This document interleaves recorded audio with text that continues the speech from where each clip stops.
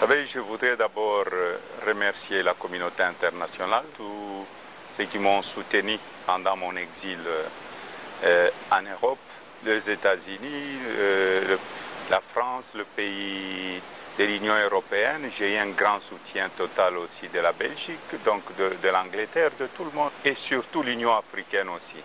Je voudrais sincèrement dire merci à l'Union africaine parce que, vous savez, c'était un grand combat.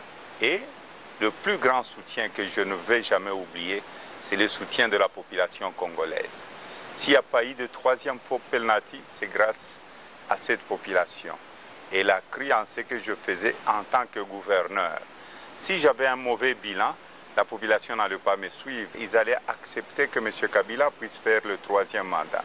Quand je suis retourné, il y a des gens qui disaient « Moïse Katumbi n'avait rien fait pour la population ». Et il sera sanctionné par la population congolaise. Dans toute la province où je suis passé, j'ai eu le soutien de la population congolaise. C'est grâce à mes frères et sœurs que je suis retourné. Mais le plus important pour moi, c'est que j'ai remarqué, il faut respecter la population. Il faut travailler pour cette population. La population que vous voyez aujourd'hui, elle est en train de souffrir. Qu'est-ce que nous devons faire ensemble en tant qu'opposition, en tant que gouvernement, parce que nous sommes dans l'opposition républicaine pour sortir cette population de la misère. La République démocratique du Congo a pris certaines dispositions pour faire face à cette pandémie. Comment trouvez-vous ces mesures et personnellement, quel est votre rapport à cette lutte? Vous savez, nous devons être une opposition, le gouvernement et la population congolaise, pour lutter contre cette pandémie. Nous devons respecter les mesures barrières recommandées par l'OMS et par les autorités. Nous continuons à sensibiliser. Je remercie les médias, je remercie aussi tous les artistes qui continuent à sensibiliser et je remercie aussi nos équipes qui sont sur le terrain, à Kinshasa, un peu partout, pour sensibiliser contre cette pandémie. Le grand problème que nous aurons maintenant, après cette pandémie, comment est-ce que nous allons gérer la crise, la famine dans notre pays et l'économie de notre pays et le budget, c'est le plus important. Parce que cette pandémie va passer, mais la population doit continuer à vivre. Nous devons stabiliser notre économie. Vous savez que la faim a tué en Afrique et surtout dans notre pays plus que cette pandémie.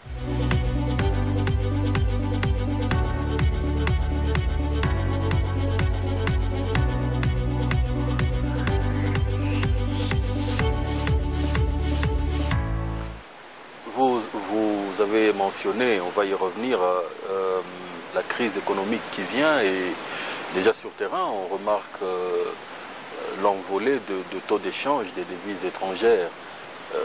Qu'est-ce qui peut être préconisé pour faire face à cette guerre économique qui commence? Je vais faire marche arrière. Je n'aime jamais parler du passé. Quand j'étais encore gouverneur, le dollar était à 920 maximum. Aujourd'hui, le dollar est à 1900, si je peux dire ça comme ça, 1900, 1925. Le dollar peut aller jusqu'à 2000 si on ne fait pas très attention. Mais le poumon économique de la République démocratique du Congo, c'était le Grand Katanga à l'époque. C'était le Grand Katanga. Mais qu'est-ce que j'avais fait avec mon gouvernement? Quand je suis arrivé en tant que gouverneur, le pays exportait que 8000 tonnes de cathodes de cuivre lent. La Belgique nous avait laissé avec 300 000 tonnes de cathodes de cuivre lent. La Gécamine, à l'époque du PDG Moulendambo, ils sont arrivés jusqu'à 400 000 tonnes de cathodes de cuivre lent. Mais les Congolais n'aiment jamais lire. J'avais pris le code minier et j'ai regardé dans le code minier qu'il y avait interdiction d'exportation de minerais bruts. En ces temps-là, il n'y avait que la Gécamine qui produisait les cathodes de cuivre, il n'y avait pas d'autres usines. Et j'ai pris cette mesure qui était impopulaire, mais qui était salutaire pour la République démocratique du Congo. Un jour, les gens vont écrire cette histoire. Et j'ai dit non à l'exportation de minerais bruts. Le gouvernement central m'avait envoyé le ministre Kabwe Loulou pour venir négocier avec moi pour que j'accorde au moins une année maximum. J'ai dit pas question. Être leader, être autorité politique pour la population congolaise. Qu'est-ce que j'avais fait? J'avais interdit l'exportation de minerais bruts. Pas un jour de plus. Parce que c'est ce qui se passe aujourd'hui. Pourquoi les prix sont en train de baisser? Combien de camions de minerais bruts partent vers la Chine ou d'autres pays? Bon, ça, nous sommes en train de tuer tout ce que nous avions construit avec mon gouvernement provincial. Les investisseurs qui nous ont fait confiance pour venir investir dans le pays. Quand il y a abondance de l'hétérogénéité de l'autre côté, mais le prix baisse. Et les dollars aussi. Moi, je crois qu'il faudrait qu'on interdise cette histoire de minerais bruts. Parce qu'il y a des familles, des politiciens qui sont là-dedans, des gouverneurs qui sont là-dedans, mais on est en train de tuer toute une population. Quand nous avions interdit, il y avait Tenke Fungurume voulait aussi continuer à exporter les minerais bruts, que ce soit KCC, Glencore, tout le monde. Et j'ai dit non, pas question. Quand j'ai quitté en tant que gouverneur de 8000 tonnes de cathodes de cuivre lent, j'ai laissé la province à 1 300 000 tonnes de cathodes de cuivre lent. Et nous étions devenus deuxième producteur mondial. Et si on avait l'énergie, si le barrage Jinga ou d'autres barrages, tout ça, parce que tout était bloqué au niveau de Kinshasa, si on avait de l'énergie, on pouvait être le premier producteur mondial. Là, il n'y aurait pas d'inflation. Pourquoi j'insiste sur ça? C'est un problème très sérieux. Le bilan 2019 jusqu'en 2023, c'est le bilan de l'IDPS. Ce n'est pas le bilan de la coalition. C'est un conseil que je donne à mes frères et au président de la République. Parce que moi, quand j'étais gouverneur, j'avais des gens que je travaillais avec, nommés à partir de Kinshasa. Mais le bilan de la province du Katanga, du Grand Katanga, c'était le bilan du gouverneur de la province, où ça ne marchait pas. Donc, pendant les 5 ans, les gens devaient me juger. Le grand problème aujourd'hui, les mandataires, ça fait plus ou moins maintenant, ça va faire 2 ans qu'on devait changer de mandataire. L'IDPS doit parvenir aussi à gérer, donc à mobiliser les recettes de l'État. Parce qu'en 2023, les gens ne diront pas non, c'était le résultat du FCC et IDPS. Non. Ils vont voir celui qui est au sommet. Qui est le président de la République, le commandant suprême? Il est de l'IDPS. Le militant, qu'est-ce qu'ils vont dire? Ils vont dire non, c'est parce que nous étions avec les FCC, mais la population ne va pas accepter ça. Il est temps qu'on change de mandataire. Il est temps qu'on puisse arrêter cette hémorragie-là. L'argent était en train de partir tout le jour. Si quelqu'un sait, M. Nono Landou, qu'il est en train de partir, mais là, il faudrait voir ce qui se passe un peu partout dans la République. 80% des recettes sont volées parce que il sait qu'il doit partir. Mais il ne faudrait pas que ces gens partent comme ça. Il faudrait des auditeurs. Parce qu'on ne joue pas avec l'argent de la République.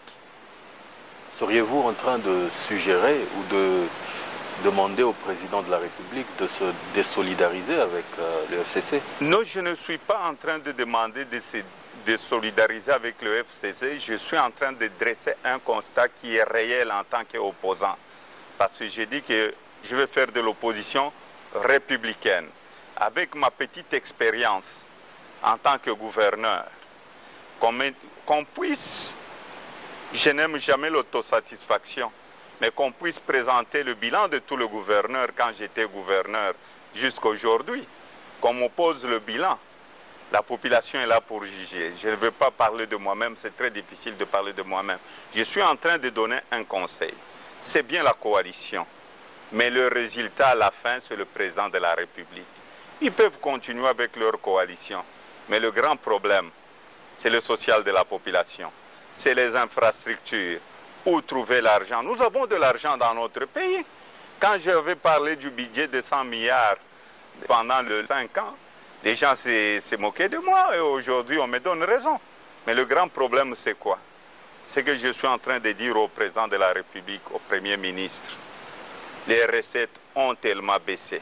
Si il y a réellement un jour où on doit lutter contre cette pandémie comme en Europe, qu'allons-nous devenir? Qu'allons-nous devenir? Aujourd'hui déjà avec peut-être moins de 50 décès, l'économie ne marche plus. Mais le jour qu'il y aura des milliers et de milliers, parce qu'il y a des pays comme l'Italie, la France, où ils étaient arrivés à 1000 morts par jour. Mais avec notre économie, soyons quand même sérieux. C'est un conseil que je suis en train de donner.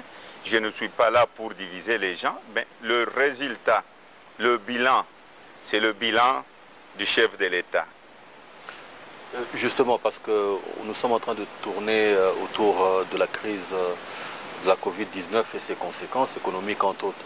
Mais vous, personnellement, qu'avez-vous fait de concret pour aider jusqu'à présent? Vous savez, on est en train de faire beaucoup de choses. Je n'aime pas parler de ce que je suis en train de faire. Il y a mes jeunes qui sont à Kinshasa. Il y a un peu partout à l'est du pays. Nous avons envoyé du matériel. Et nous continuons encore à envoyer du matériel. Nous avions envoyé aussi un lot de thermomètres laser et même de masques qu'on continue à distribuer. Mais je n'aime pas parler. Vous savez, moi, je suis un chrétien. Mais parfois, il faut parler de ça, malheureusement. Il ne faut pas oublier la population à cause du Covid. Le Covid est là, nous devons vivre avec, nous devons lutter ensemble avec, que ce soit l'opposition, que ce soit le gouvernement. Nous devons être unis pendant cette période. Nous devons cesser la haine. Nous devons travailler pour que le pays puisse aller de l'avant.